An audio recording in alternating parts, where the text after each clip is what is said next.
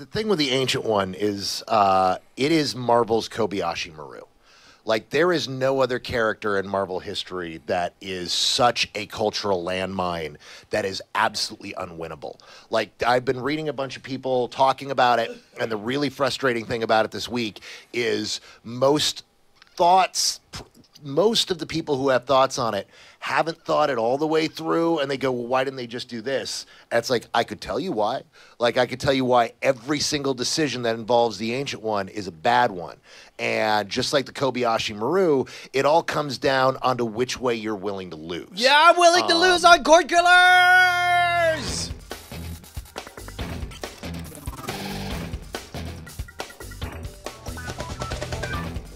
Welcome to Cordkillers, our mission to report the intel from the front lines of the cord-cutting revolution so that you, my friends, are armed with the information you need to be able to watch what you want. What are you going to watch? When are you going to watch it? Where are you going to watch it? What device are you going to use? Whatever you want. We're going to help you do that. I'm Tom Merritt. And unlike the Kobayashi Maru, you're going to win. I'm Brian Brushwood, and that was C. Robert, take two. That was C. Robert Cargill talking on Double Toasted, friends of the show, about the decision to cast the Ancient One on the Doctor Strange movie as a woman. And, you know, there's accusations of whitewashing, figuring like, oh, it should be played by an Asian. And as he rightly points out, he's like, what's it mean to be an Asian? You mean we should have cast an Indian, a Korean, a Japanese person? We certainly can't call them a Tibetan person, because if they're from Tibet, a country that China, 20% of our target market doesn't recognize as a country, we're inviting nothing but trouble. So he basically, they did an unconventional thing, and I think he did a really good job of representing their views. How are you, Tom? I'm good, man. I'm excited to have Jaime Ruiz-Avila on the show. Hey. Hey, Tom. Yeah, sure. I'm sure a relative is Garcia at some point. Yeah, I don't know. Yeah. I got Roberto's name wrong last week, so I didn't feel like it was fair. Hey, man, we're all Garcia at some point. You go far enough back in the day. Yeah, a lot of people don't know. He was Gonzalez last week. You're Garcia. I'll have another one for whoever's on next week. In the Bible, it's Adam Garcia Gonzalez. Yes, That's Garcia his Gonzalez. They don't give his last names. That's how it works. Jaime, welcome to the show. It's good to have you back, man. Yeah, man. It's a pleasure to be here. 100%. We are going to we're going to talk about some amazing new shows that are coming. We're going to talk about HBO Now bringing one of them to you. We're going to talk about Apple possibly bringing some. But Brian, do you know what we're going to talk about first? I've got a feeling it'll be the primary target. Damn, you're so good. Busted. Straight gold busted. Straight gold busted. So here's the thing. Comcast announced its HTML5 Xfinity app is coming. Not here yet, but coming to Samsung Smart TVs. Also, they have partnered with Roku, who doesn't use HTML5, to create a custom app for Roku. The point being, on Samsung and Roku apps soon in the future, subscribers to Comcast Xfinity cable service will be able to get the channel guide, cloud DVR, live and on-demand TV without needing a set-top box. They can just plug it in. Now, it doesn't say it specifically. I've been trying to nail down like specific wording, but it implies that if you're an Xfinity customer, it doesn't matter what internet you have, you'll be able to watch this. So that's an interesting wrinkle here, if that's true. They also said this is why the FCC shouldn't regulate third-party availability for set-top boxes, which is currently under consideration by the FCC, because they're like, look, we're already doing this. We're bringing apps to things. We don't need to open up the rules for these other boxes. The FCC told The Verge the new app does not integrate search. That was the best they could come up with. Doesn't do search across the content, so it's not really doing what we would mandate would be done. But at the same time, Disney, CBS, Fox, and pretty much every network you could think of filed their objections to those FCC rules. And they're pretty interesting, Brian. Well, okay, so walk me through this. The dumb idiot consumer perspective is, I like the idea of not paying a leasing fee for a piece of outdated technology where I have to memorize a bunch of quote unquote channels as if I have to go to websites by typing in individual IP addresses. I know somewhere out there in the ether is a justifiable argument for why I shouldn't immediately want this to be the de facto standard everywhere. But are you able to conjure that for me, Tom? Or I'll kick it over to you, Jaime. Can you give a reason? I guess the only thing I can imagine is that they're seeing the writing on the wall, and they're getting ready for a day where the internet, your internet provider and your content provider will be different. Well, and that, of course, would be lovely to get to that point. The idea that Comcast could eventually become a completely over-the-top service would be awesome. I can give some credence to the idea that, that the content providers or Comcast or whatever say, hey, man, we went through hundreds of hours of negotiations, and the people representing FX or AMC or whatever, they fought very hard in order to make their channel be 701 instead of 763. They fought really hard for their HD channel to match the same numbers as the lower channel or whatever. If we are suddenly taking away our ability to give a uniform experience throughout all of our cable stuff. If all of a sudden you don't have to have a cable box, well, then we lose some of our power as a cable provider, and it gives an opportunity.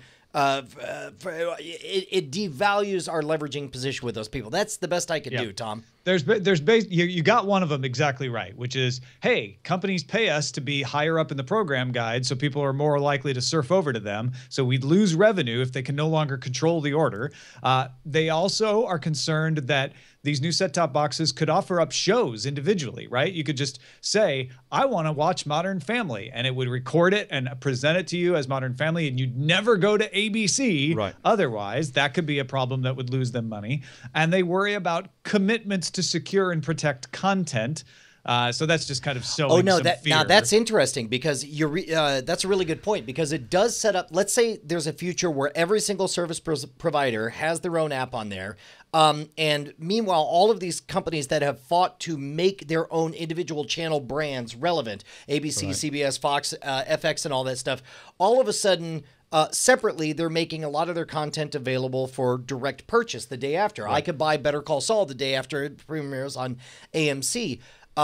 If all of a sudden Comcast were to introduce their own service called the Skim, where basically the moment you turn on your Comcast app, it's like it knows what the top 20 programs are, and it offers you those, and they build in the purchase price of those into the stuff. That would be something that would really screw over the networks who have come to expect that they would have an exclusive on that stuff. They have made a business model on basically packaging stuff and give it to you, skimming off the top kind of thing. And I think that this is a strategy to continue to do that. They see the writing on the wall. They see that individual channels are going to be, you're going to be able to get them individually and whatnot, but they want to conserve their pipe. So now people are watching more and more Roku. I'm on the Roku now. In my negotiations, the channel can say, oh, I would like to be able to offer it on my own. And no, you don't need to do that. We will offer your channel, your content online on Roku through us. So I'm not terribly thrilled. Well, so the worry about commitments to secure and protect content is basically them saying, we don't believe they'll honor DRM. That's just fear. They're just saying, yeah, I know it says they have to, but we worry that they won't. Comcast made a separate filing on their own. They're adding in arguments that the technical burdens to support these new boxes might require more bandwidth. And then they say, and even if it doesn't, at a minimum, the FCC's proposal understates the level of work and associated cost that would be necessary to implement its set-top box mandate. Again, sounds a little bit like fear and uncertainty and doubt. Like, we just don't believe that this will be easy to support. But the two big ones that I find fascinating are those first two that you guys were talking about, saying, hey, we make money on channel placement, and so what? We should never abandon. We should always have to have a guide from now on, even if that's not the best interface. Well, and also, we're concerned these new set-top box will offer shows individually because that's what customers want, and we want to prevent what customers want because we're making money off that right now. These are very telling objections, not because I believe the FCC should mandate this, because I think this Roku app that Comcast has shows that we're kind of moving beyond that world anyway, but that they have a vested interest in not giving us what we want. Yeah, and first of all, you're 100% right, but more importantly, I think, and we've touched on this, I think it's been a few months since we've talked about it, I am convinced that every single one of the cable companies sees the writing on the wall. Every single one of these cable companies knows what's coming. They have to put on this phony-ass show for the shareholders, for to keep their board happy. They have to pretend like they're going to stop it or whatever. Their goal is not to stop any of this. Their goal is not to say that channels are the right way to go and we need to stick with it forever. Their goal is to, number one, I don't even know that their goal is actually to slow down progress. I think their goal is to do enough so that they could go back to their shareholders and say, look at all the things we're doing to protect your investment while the market sorts itself out. Which slows down progress. Like if you take out that necessity and they were like, oh, well, we don't. And honestly, it's not even just shareholders. It's also P&L. Like the guy in charge of who gets credit for the revenue that comes in from the channel placement fees is desperately fighting in meetings saying, no, we can't let the guide go away. And he's going to be fighting against that forever, right? Remember, these are companies. These aren't just one person. So there's lots of people, in Comcast saying, no, we need to come up with an innovative interface that gives people exactly what they want and follows their preferences. And there's other people saying, no, I've got a deal that will tear apart, and I'm not going to let you do that. Yeah, no, I think you're 100% right. I mean, to be honest, I'm weirdly not even that mad or upset that we're at this point. I mean, it seems like everything's progressing about at the schedule that you would imagine it should. Oh my God, are you kidding me? Technologically speaking, in 2004, we could have had boxes that delivered us television over the internet and gave us exactly what we wanted based on our preferences, recorded for us to watch whenever. It's only these business models that have dragged it out for more than a decade to get us to the interface that we want. Time out, though. If you put on your deepest rose-colored, most Pollyanna-ish glasses to view that situation for, did you really think it would happen faster than this? No. But I'm not saying that this is good, that this is an optimal system. That's it's the best we could hope for. No. What I could say. Specifically, I am happy that we are finally having this kind of argument.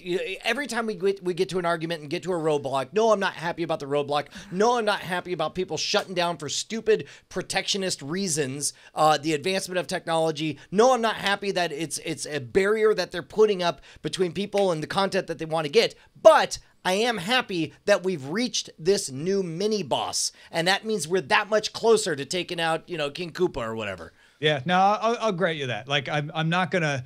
It's one of those like, what took you so long? But hey, we are here at least, which is better than still being stuck back there. I'll give you that. I just wish that we didn't have a system that continually has shown that companies are able to retard progress longer than I think. By the way, this is one of those moments where I get to strut around, cock of the walk, all proud of my crazy, highfalutin, psycho-libertarian, get your government out of my cable, quasi-religious political views. Like, this is the reason we're having this debate is because we decided for some reason the government has to be in the business of telling people how and when they can deliver what service over what wireless nonsense thing. So it's like. We wouldn't be here if there weren't no FCC. If everybody was able to do pirate broadcasts, there'd be some private company that was able to work it all out. No.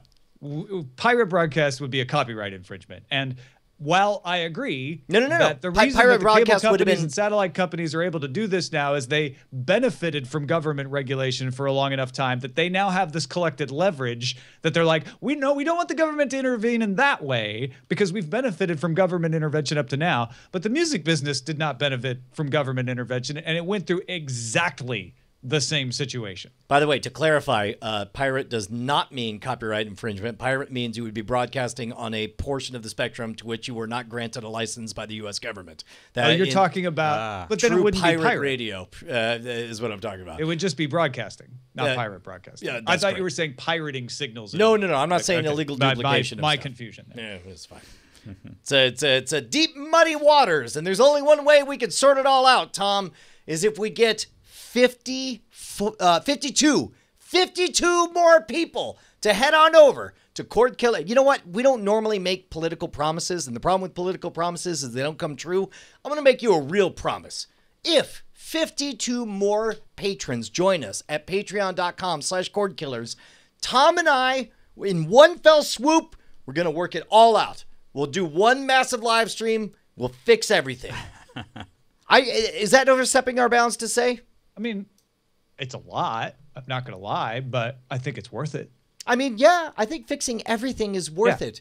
A lot of you guys are enjoying the program. You get value out of the Cordkillers program. You think we're worth about $1 an episode? That's great. We'd love to have it. We totally made up that phrase. That's not Dan Carlin's. That's ours. We used a time machine. We gave it to Dan Carlin in the past. And you're welcome, Dan Carlin. And value for value. Adam Curry got that from Brian out of the time machine. Yeah, well, I mean, again, the time machine. We made a lot of stops on that crazy adventure. It's how we were going to fix everything, too. It was an excellent adventure. That's all I'm saying. But the important thing is that we're only 52 people away from having 2,000 patrons on Cordkillers. We would love it if you would loan us your support. If you would join us at patreon.com/Cordkillers. Whatever you think the show's worth, we'd love to have it. Tom and Brian may not be able to fix everything. Let's move on to Signals Intelligence. It was smooth, Tom. I like your style. I don't even know what you're talking about. What are you talking about? May cause side effects. Hey, so Nicole Laporte on Fast Company actually wrote a really exhaustive analysis of the video strategies of Silicon Valley companies, Google, Facebook, Apple, Amazon. A lot of it, if you're listening to the show every week, you're going to go, yeah, I knew that. Yeah, I knew that. You knew that. Few interesting things here that were not commonly reported. One, Apple has been courting the executives for original content. Now, we have talked about the Beats-driven programming that's meant to promote music, and we've mostly been thinking, oh, that makes sense. Apple will come up with some original programming, but it's to drive Apple Music. But apparently, they're also considering multiple original series to put in an Apple Originals app. So that would be more along the lines of Netflix originals or Amazon originals. Also, another interesting tidbit in here as talking about Alibaba Pictures being set up in Pasadena, run by Zhang Wei, former talk show host and Harvard MBA, with the idea of investing in films, but also making some original content to bring to China as well. Yeah, which, by the way, out of everything in the headline, and in fact, some people in the chat room seem to agree, Alibaba sort of sticks out as an unconventional media mogul.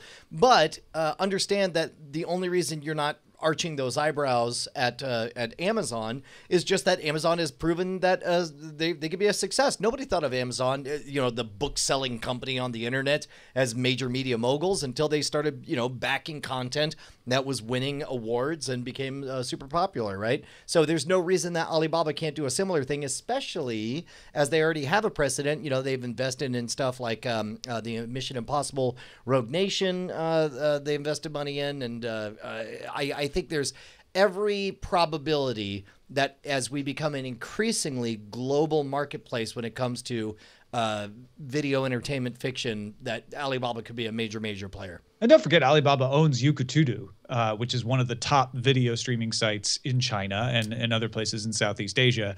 So you think of Alibaba as, oh, that's the place where you buy things. And there are also a lot of other things. Alibaba Cloud Computing, China Yahoo is owned by Alibaba. The South China Morning Post in Hong Kong, they just recently purchased. So, they're like exactly like Amazon and Google in that they have this one product that you know them for, but they have either acquired or started a bunch of others. Should we be worried by this trend, do you think? I've never paused to think about whether or not it's a good or bad thing that Amazon, a distribution company, got into the media business partly, to take advantage of its unique distribution situation. And same thing with Apple. Ultimately, Apple on the media side is a distribution company. Do we want our distributors to be the ones picking winners and losers, the ones that are spending the money to create the content as well? Or do we want checks and balances? It's a good question, but I'll tell you this. All the original content is not geo-locked. All the original content, for example, in Netflix, you can watch at the same time everywhere. So I think that these distributing companies or outlets going to original content is a little bit of a way to get free of the old contract framework that has us in all these negotiations kind of thing. So I think it's positive in general.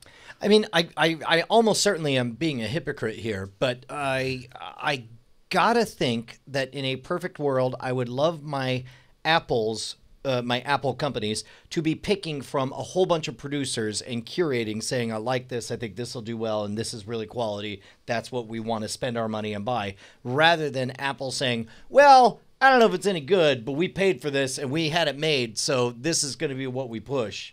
You know, Right. that's okay. You just kind of characterized it in a way that's like, yeah, I don't want Apple to do that either, but that it's probably not the way Apple would see it, even if we did. Of course. And I Apple don't even sees know it as the first thing you said, which is we are paying producers. We are going to Hollywood, meeting with executives saying, will you make an amazing show for us like House of Cards? And then we will put it in our exclusive app. Right, or they could do like what they did with YouTube, and put out, oh, everybody on iTunes gets this free movie that we produce that nobody likes. So you never know. You never know. Yeah. Oh, well, that's interesting. I didn't even think about it. Boy, what an unfortunate position for U2, because literally U2's crime was that they said, yes, give our album away for free. Pay us. It's a really good album. We feel really good about it. We're pretty sure everyone's gonna oh, the world hates us now. Yeah. That's an interesting situation.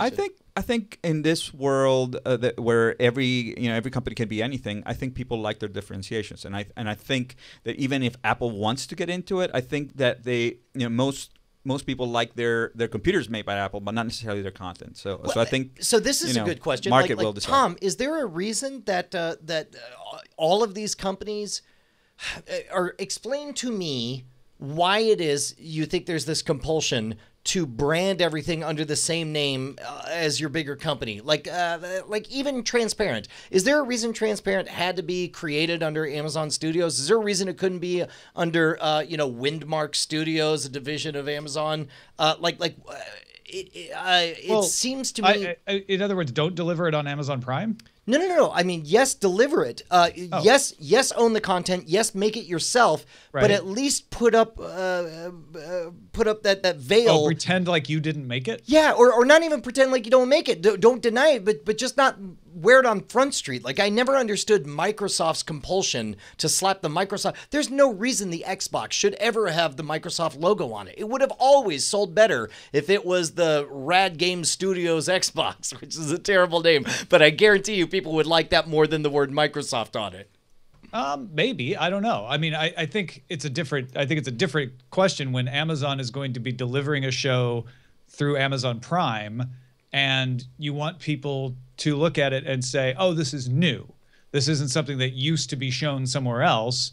You want to put a note on that says, oh, this is original. This is brand new. It's the same reason FX says this is an FX original versus some kind of syndicated program, so that you delineate it and go, oh, okay, this isn't just reruns that I haven't seen before. This is an original programming coming from FX, especially because you also want to brand that so that hopefully people associate high quality content with your name, and that makes them want to subscribe to your service or continue to get your service. Oh, that's a good point. I've always thought of slapping your logo on it as a way to pee on something. Like, to me, the Microsoft logo on an Xbox always brought the Xbox down. I never once paused to think that what they were really doing is using the Xbox to raise the Microsoft logo up. Yeah. But again, you could put out the Xbox and just pretend it wasn't from Microsoft.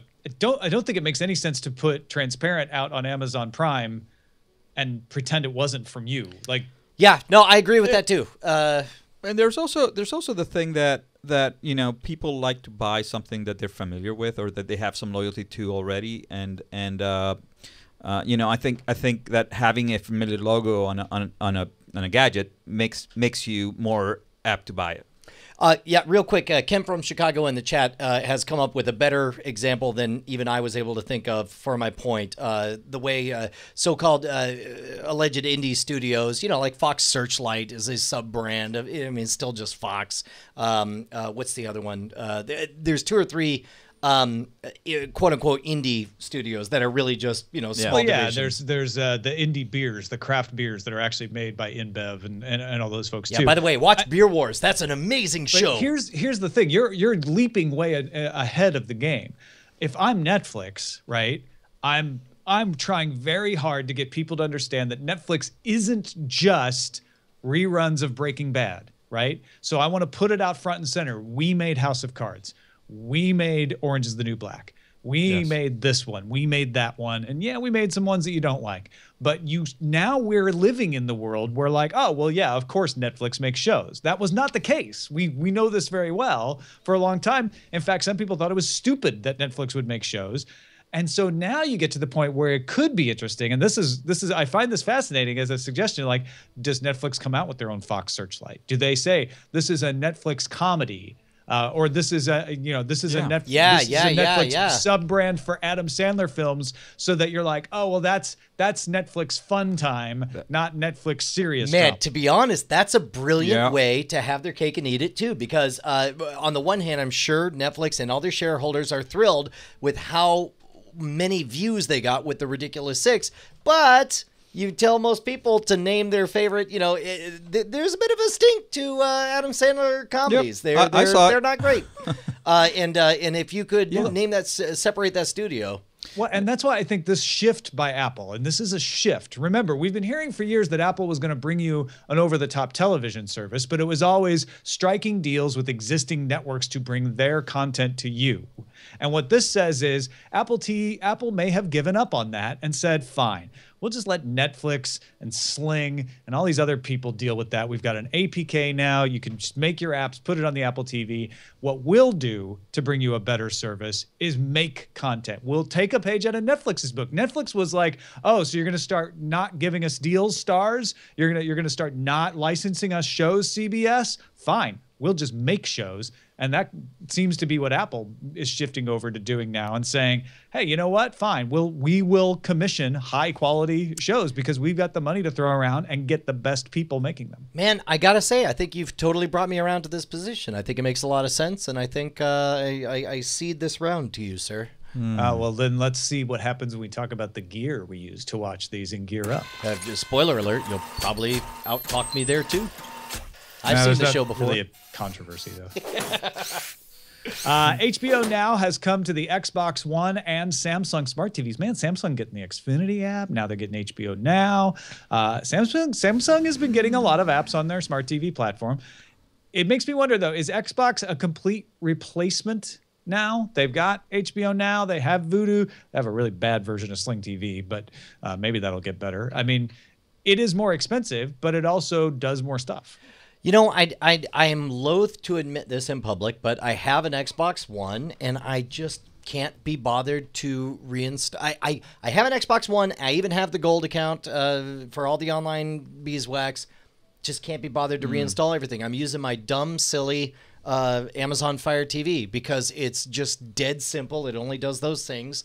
And I mean, theoretically, everything you're saying, yes. And if I was a hardcore gamer, if I was somebody who lived for Call of Duty 8, this time it's on a space station, then yeah, maybe it'd be great for me to live in that ecosystem. But I'm a dude who just wants to turn on Scooby-Doo for his kids or Teenage Mutant Ninja Turtles. And right now, it's not compelling enough for me to bother to reinstall everything on that other system.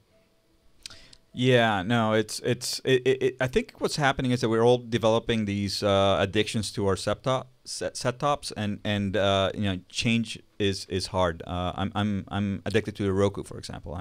That's what I do. We got an email from Byron who says, I have an Xbox with Kinect, HDMI pass-through for the cable box, and a Harmony remote. Lets me easily access anything I want using the Xbox One guide. The One Guide lays out suggestions for movies to rent or purchase, what is popular in most video apps like Netflix, Hulu, or YouTube, or if you choose to look at your cable provider's channel guide, it'll list categories like live TV shows trending on Twitter. What's really surprised me is that I recently realized how easy it is to be able to say Xbox and then say on together to turn on the Xbox. And I said it that way so I don't turn on yours. Wait, hold on. So what you wanted to avoid was somebody's Xbox turning off by shouting, Xbox off. Yeah, Alexa, play, stream, Spotify. Wow, you just did that, huh? All right, oh, did I? I'm sorry. Which will wake it up and turn on the TV and follow it with Watch ESPN, and it just finds the channel for me. Or I can use a remote, a gamepad, or a cell phone to control everything. I know one of the features is that Kinect will recognize me when I'm sitting in front of the TV and have favorites and suggestions loaded based on my profile, and the same based on my wife's profile if she's watching TV. So this is saying it's easier, Brian. But I believe like you, use my Xbox for none of those things. I use it to watch live TV. because it has the HDMI pass-through. And so it's nice to be able to use the voice commands sometimes in those situations. But when I want Netflix, I don't say, Xbox, give me a Netflix. I just go to the Roku. Yeah, and that's no fault of the Xbox's own. It's astonishing to me how sticky positioning is in people's minds. Like, of all the things...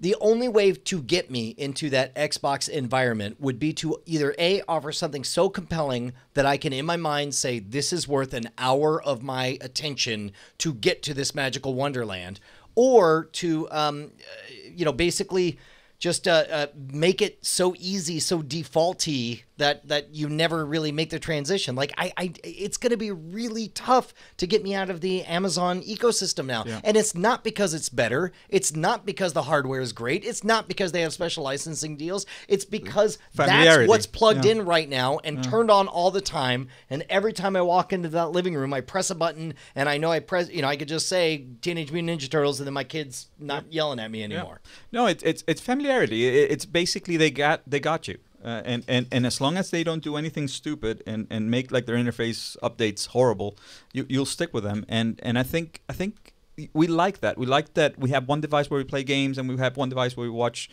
streams. I think trying to have one device that rules them all is a mistake.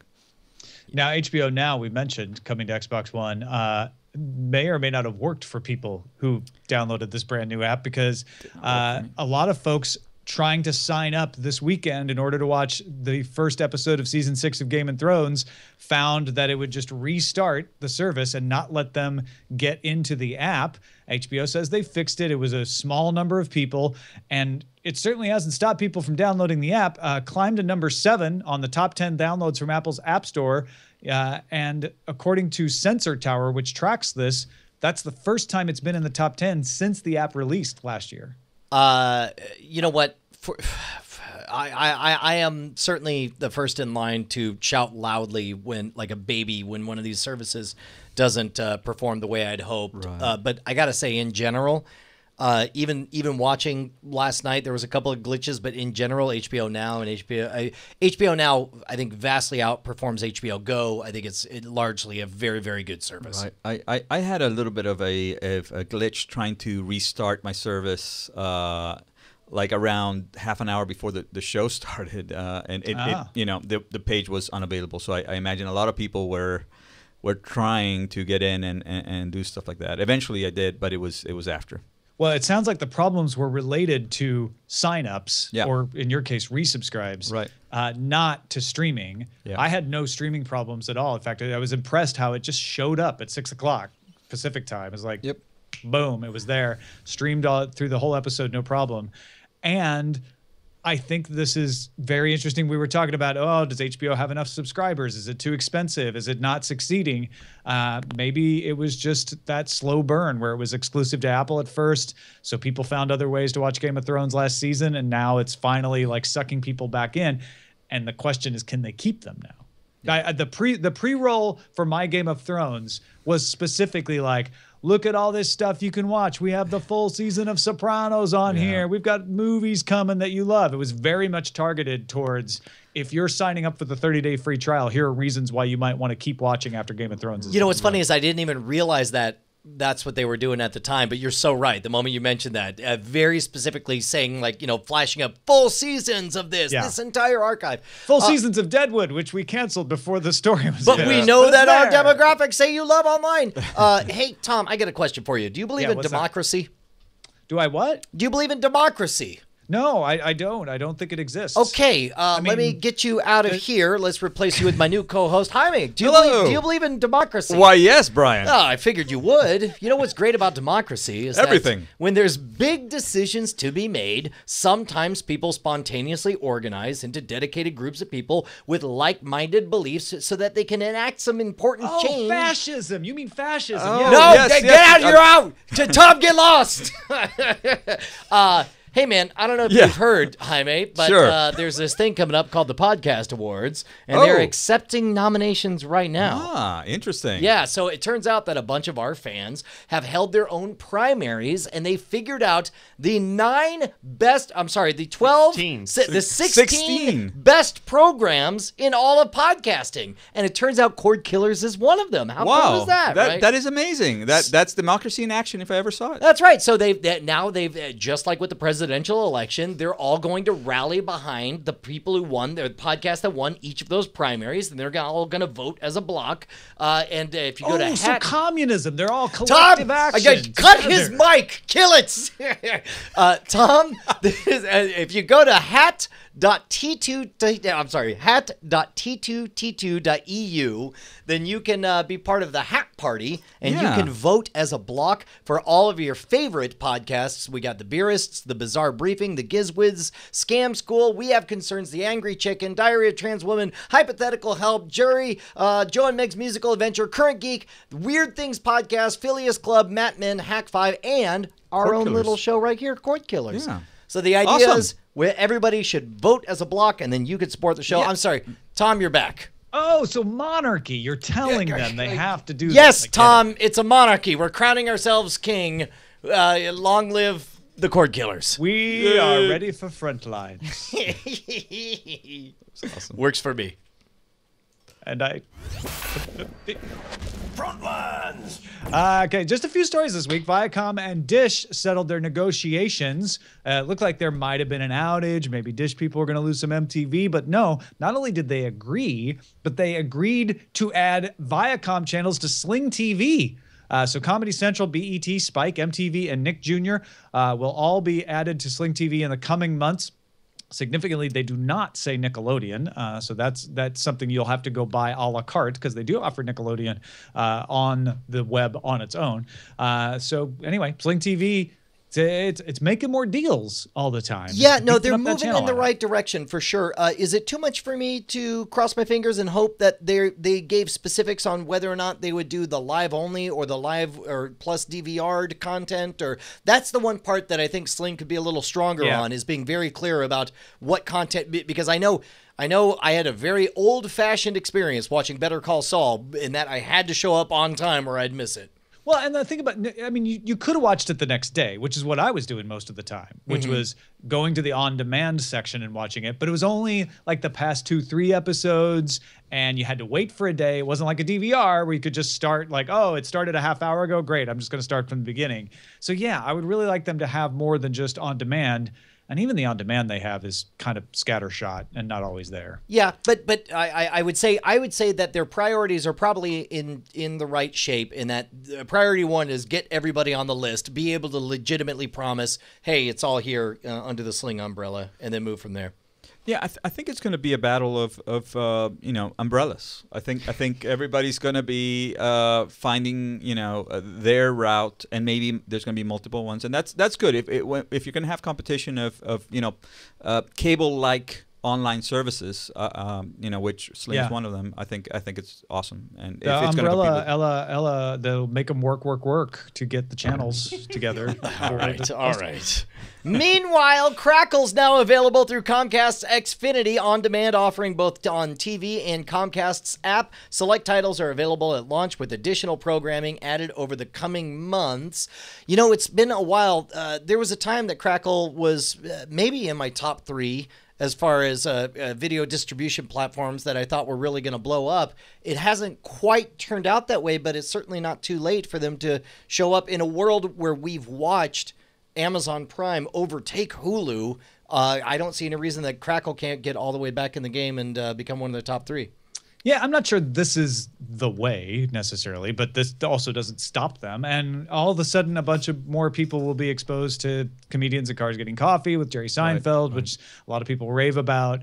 And there are probably people who would love that, who are in the age group demographic that would love to watch more Jerry Seinfeld, who don't understand how to get Crackle another way. Now it's just going to show up in their on-demand for Comcast. Makes sense. 12 Netflix properties were officially announced as coming in HDR. Still haven't given us a timeline about when what will arrive, but here are the HDR series. Series of Unfortunate Events, Bloodline, Chef's Table, Hibana, Knights of Sidonia, Daredevil, Iron Fist, Jessica Jones, Luke Cage, all the Marvel stuff, including The Defenders. The Do-Over, Adam Sandler movie, and The Ridiculous Six. Man, I really look forward to seeing HDR. You've already seen it, and believe the hype. Like it's as different visually. Is 4K HDR as big a jump over, we'll say, 1080p as 1080p was over standard definition television? Do you think? No, I don't think so. You will get arguments on that from TV files, and I'm definitely not a TV file, so I'm the wrong person to ask. But when I look at 4K, it's definitely not a big jump. HDR makes 4K look better. I'm like, oh, this is definitely better than 1080. But man, 1080 felt like you were looking through a window compared to standard def. I don't know that HDR makes you feel like, wow, I'm suddenly seeing reality, so much as it makes you go, wow, this is a really great looking picture. Like the colors are so vibrant. Yeah, makes sense. Video game store Steam is now renting movies from Lionsgate. More than 100 films will be available, including the Hunger Games movies, Saw, Divergent, and Twilight. This just seems like the most natural fit on the planet. Steam has the largest video. I can't believe more people aren't citing this statistic, but Steam is installed on so many PCs that it is bigger than the PlayStation, any PlayStation. It's bigger than any Xbox. It is the biggest gaming platform on the planet. And of course, yeah, by all means, let's rent movies through there. What do you say? The only problem I see is, again, it's what market's going to be, are they going to be able to serve through what deals, whatever. If it's actually going to be like their games, which are open everywhere, more power to them, and that might mean that Steam might challenge Netflix. You know what? You bring up a really good point, because when you buy something, part of the reason that I've been resistant to buy stuff on Vudu, even on the Apple Store, is I don't know how long I'll be in that marketplace. I know that part of the reason I buy stuff on Amazon is because I know I'm always going to buy on Amazon. I'm always going to stay in that ecosystem. Right. But you're right. I know that I will always be in that Steam ecosystem. I've been there for over a decade, and it doesn't look like I'm going anywhere else. Well, the thing about Vudu is because it's Ultraviolet and Disney Movies Anywhere, you could move your stuff to other platforms, and Vudu is available across multiple platforms. It's not like Amazon and iTunes stuck to the device that its company makes. But here's an even more hopeful thing for Steam. Hat tip Fraser Kane, who got very excited and IM'd me when this news broke, because it's available in Canada. Hey! Congratulations, Canada. You're just like regulars now. Well, and I feel like, and no, Fraser's the one that's like, have you seen this? And I hadn't seen it yet. Like, he was right on top of it. But I feel like one of the reasons they're able to do that is Lionsgate is saying, we own these movies. We get to decide what markets get them when, and we are going to now give them to Steam to rent, not to purchase, just to rent. Right. And I think part of the reason Steam is doing this is the HTC Vive. They want to push people to watch movies in there, and now they've got some movies people can watch. Right. Yeah. By the way, in the chat, Bryce Neshcom Castillo is very cleverly pointing out that Steam doesn't quite have the penetration to the couch experience. Like, that is legitimate. They've made a lot of moves into big picture mode and talking about VR. But with their hardware moves into Steam Link and with Steam machines, it certainly the penetration is mostly on computers, which again is perfect for me, because that is my primary video watching area. Yeah, exactly. Right. Shall we see what's under surveillance? Oh, hold on! I just wanted to watch my Steam movie. Oh my gosh! Somebody got an HTC Vive. That's amazing. All right, yes, we should see what's under surveillance that you can watch on things that aren't the HTC Vive. The full cast list for Twin Peaks, which comes to Showtime in 2017, has been released. They had only previously said Matthew McConaughey, Kyle MacLachlan. How do I get those two confused? I don't even see where the... Anyway, Kyle MacLachlan had been confirmed. Now everybody has been confirmed, including the log lady, who tragically passed away, but apparently shot a couple of scenes before that happened. Eddie Vedder, Trent Reznor. Wait, did I see Michael Cera up there? Michael Cera? Yeah. Holy cow. It's a huge list, including lots of your favorites from the original Twin Peaks, as well as some David Lynchian favorites, like Laura Dern is going to be in it. Wow. It's a crazy looking cast, but neither of the women who played Donna are listed on it. So I'm curious what's going to happen there. Yeah, wow. Amazing. This is almost, Tom, making me wish I had finished watching that original series. Yeah. Well, that's between you and your God. Mr. Robot, The Leftovers, and Jessica Jones all won Peabodys for excellence in broadcasting. They didn't say anything in the press release about why Mr. Robot won, which I assume is just because they're like, oh, come on, it's obvious. We don't need to tell you. But they said that Jessica Jones won for the unpopular questions about power and consent while constructing vivid and compelling characters. And The Leftovers won for challenging, deeply philosophical, boldly imagined drama. Good. They all deserve all those awards. Let's move into the trailer park. Red Band trailer is out for the Adam Sandler movie The Do-Over, along with David Spade, coming to Netflix May 27th. I have to say, it looks interesting. Okay. I'll take your word for it. Did you watch it? Did you watch it? I did not. You got to watch the trailer. Watch the trailer. You can be dismissive after you watch the trailer. But I mean, that's the thing. I have no doubt that it's a really good trailer. I watched it out of duty to this show only, and I was like, actually, no, that doesn't look goofy. It looks actually fairly interesting. It doesn't look phoned in. It looks like they're trying. Yeah. So right on. It's mostly David Spade in the trailer. Just saying. Well, then that's okay. New trailer for season 2 of Chef's Table is out. That's coming on May 27th as well, same day as The Do-Over.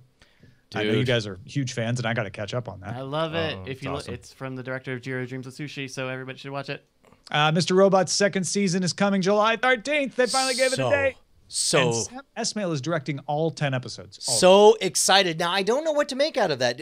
How many of the original episodes did he direct? Do we know? I bet we could know if we wanted to go to imdb.com and look it up. Okay, well, I'll vamp long enough for you to do that. But in the meantime, I don't have that fact off the top of my head. That's okay. Did you see the Ferris wheel at South by Southwest? Yeah, no, South by Southwest, they built that Ferris wheel and they had the whole like F Society thing on there and stuff. It gave me the creeps. It's like, oh my god. Yeah, look at this. It looks like they're. So we've got all of them were no, not even all of them were written by Sam Esmail, and only a handful were directed by him. Interesting. Okay. Yeah, I would have guessed that, but so he's taking control. He's like, I got this story. I know exactly how I want to tell it. Could be good or bad. Yeah, no, I so far that show could do no wrong. It's so good, so very good. Stephen King's It comes to theaters September 18th, 2017. They finally assigned a release date for it. They still haven't cast everybody for it, but it's coming to theaters. Hey, real quick, if you want to, if you're a fan of Stephen King's work and this excites you, do yourself a favor and Google Stephen King Cinematic Universe, and you'll find there's a website that put together kind of a pitch of what the next 10 years could look like. Consequenceofsound.net is the website. It's a cool thought experiment to imagine something as successful as the Marvel franchise, all within Stephen King's interconnected universe. Now I've got some shocking news for you guys. Coming on the heels of the premiere of episode 1 of season 6 of Game of Thrones, the official Game of Thrones Twitter account posted that Game of Thrones has been renewed for a 7th season to air in 2017. Unprecedented. Whoa. Yeah. Unprecedented. Whoa. There's never been a precedent for a 7th season of Game of Thrones until now. You're absolutely right. You can't find any fault with that, folks. Let's see what we have been watching. Starting with you, Jaime. What you been looking at? Well, I've been watching Better Call Saul, Silicon Valley, of course, Game of Thrones. Outlander season 2 started. How's that? It's interesting and it makes you a little uncomfortable but that's what it's about. So I'm enjoying actually time traveling and Scotsman and stuff. So it's awesome. Legends of Tomorrow. I've been watching a lot of that. Not everything's good, but it's fun. And they'll have like really good episodes, and then they'll have like mixed episodes for a couple of weeks. Yeah. And I've been rewatching a very nice 720p version of Space 1999, which is fantastic actually. I'm enjoying it. They predicted smartphones and all kinds of things. Base Alpha, man. Yeah. And the History of Maths on Netflix. I highly recommend it. It's fun for a documentary series on math. Excellent. History of Maths with like the British do with the they're plural? Brits. Yes. Okay. Got it. Mr. Brushwood, what have you been putting in your eyeballs? Dude, I got my talking to from one of my supervisors last week, so I made sure to get all the way caught up on Justified, which we'll talk about in spoiler in time, along with Better Call Saul, Game of Thrones, and I'm happy to report. I guess I should go ahead and point out, as a special bonus to our patrons, I listened, or we watched and did a commentary track for. What was it? Cartoon All-Stars? Is that what it was? Yeah. Where only the forces of George and Barbara Bush could bring together all of your favorite 1990s cartoon characters to put them in a joyless piece of propaganda. It was amazing. TV Funhouse, man. Love that. And I guess I will add to this that I watched Orphan Black. Been watching that every week and really very much enjoying this season. It's been doing some flashbacks, but without making it seem gratuitous like they'd run out of ideas. They're tied in very nicely. And on Saturday night, we were just seeing everybody talking about Beyonce's Lemonade special on HBO on Twitter. So we fired up HBO Now, and it was interesting because it says 1 day only. And we're like, well, we better watch it now or it goes away. And wow, that's a lot of honesty there. We were just kind of looking at each other through the whole thing as Beyonce sings about her husband cheating on her, uses actual footage from home movies, interviews, like there's an interview excerpt with Jay-Z's mom, but then by the end, spoiler alert, they're still together. She sings about how they brought it back together, and Jay-Z actually shows up in the video. Really interesting way to promote a new album with an hour-long video of every song on the album that tells this whole story of their relationship troubles. Then it came exclusively to Tidal for a couple days. Now it's apparently on iTunes. Crazy. All right, what you been on the lookout for, Bryce? Hey, so before we get to our pick, I do want to give everybody an update. The previous on the lookout pick, Deadbeat, Hulu surprised everybody with a new third season. Whoa! Yeah, the whole season's available right now. They've got Cal Penn joining the cast. If you don't remember, this is the sort of supernaturally comedy / mystery show about a stoner who can see ghosts and solves crimes. Oh yeah, yeah. So that's available now on Hulu. We also got this in from Big Jim. We're gonna play a little bit of it.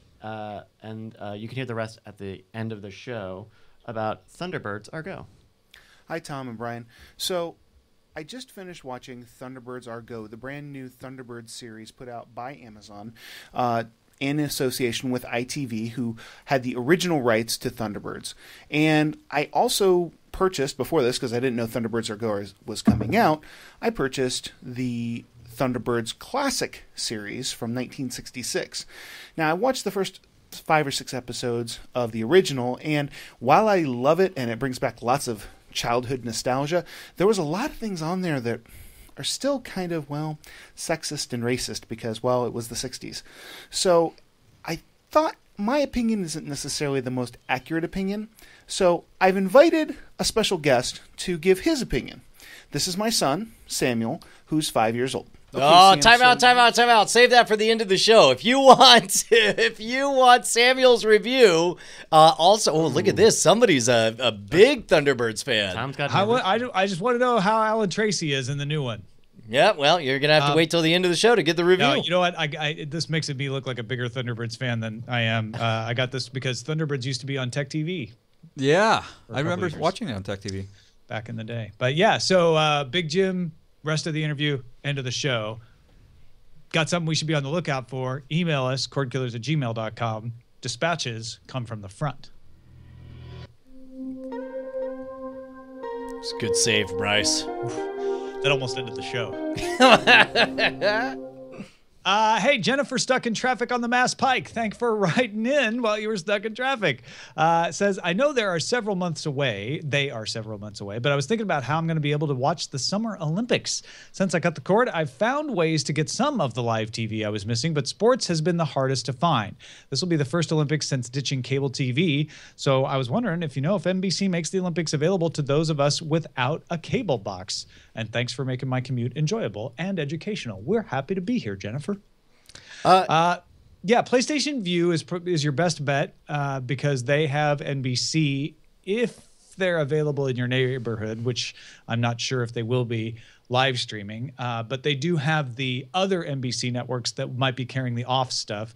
Over the air will get you all of the live content this year because it's in Rio, so it's close enough of a time zone that they'll actually carry things live on NBC.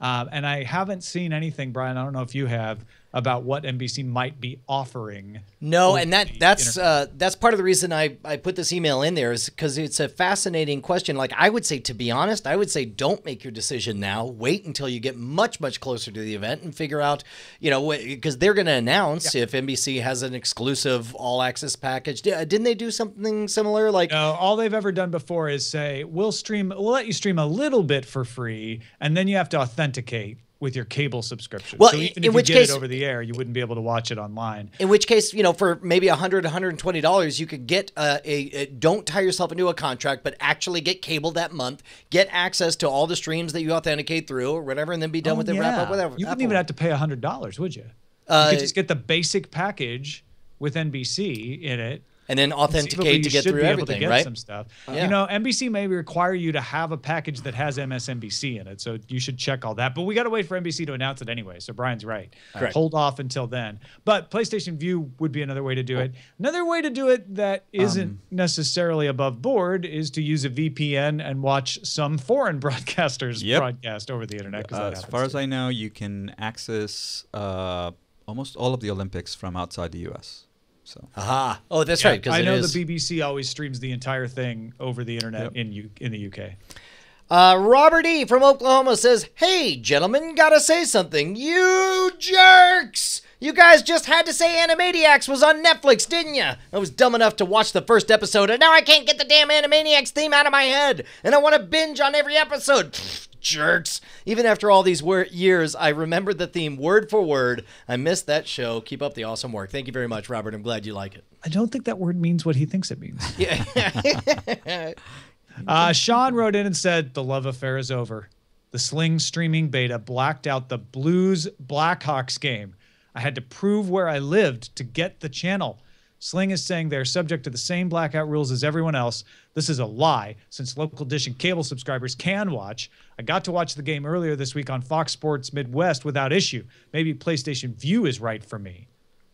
Well, first of all, Sean, if you were watching on Fox Sports Midwest, I'm going to assume you're in the St. Louis area and a Blues fan, and you probably didn't want to see that game anyway. But, I didn't try to watch this game through Sling. And so I'm curious, when you say I had to prove where I lived to get the channel, does that mean you ultimately succeeded? In which case it would not be a failure. It would just be an inconvenience that they made you do that. But they should let you do that. If you get Fox Sports Midwest in your Sling package, that should be because they know that's where you are. So I'm a little confused at what happened. But yeah, these blackout rules are a pain. Kurt writes in saying that Bryce was asking about Netflix country availability, and he gives us the website moreflix.com. That's moreflicks.com. That'll do more than what you want, but it will do what you're talking about. Yeah, you can see, like I pulled up Helix here, which I'm watching. You can see it's on Netflix in the USA, the Netherlands, and in India. You can see which iTunes is that. Is that Indonesia or India? It's India. Okay. Which iTunes countries, even that it's in Vudu and the US, which is great. This is exactly what I was looking for. Thank you awesome. so much. Thank you, Kurt. Okay, so I'm at Fox Sports West, which would be the one that I get on Sling. Just doing a little research here. And it's a couple hours before the Anaheim game shows up. So I'll report back if I'm actually able to bring that up. But whatever is on right now on Fox Sports West, I can't watch. And it doesn't even tell me what it is. It just says this program is unavailable on Sling TV. So yeah, they've got some blackout rules that they're having to deal with. I wonder if it's an Angels game or something like that, where they don't have the MLB's rights to carry it over Sling. There's all kinds of weird sports stuff like that. But anyway, there you go. Hey man, well, let's say, look, Tom, you ever get good news?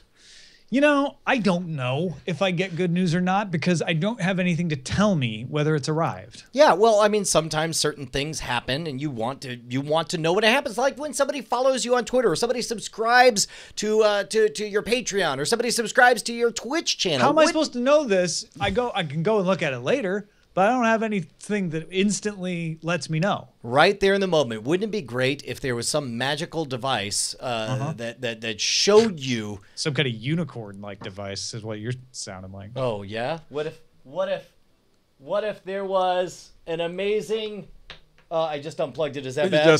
I just ruined it. We can plug it back in. I was trying to lift it. Oh my gosh, it is a unicorn. And you killed a unicorn. The silver blood. Jaime, what's the elevator pitch on this device I'm holding right now? Okay, well, basically you get good news. It manifests itself physically. It is a unicorn that farts rainbows when you get good news. And it connects to all your services through Wi-Fi, and you can configure it in an app. And it's awesome.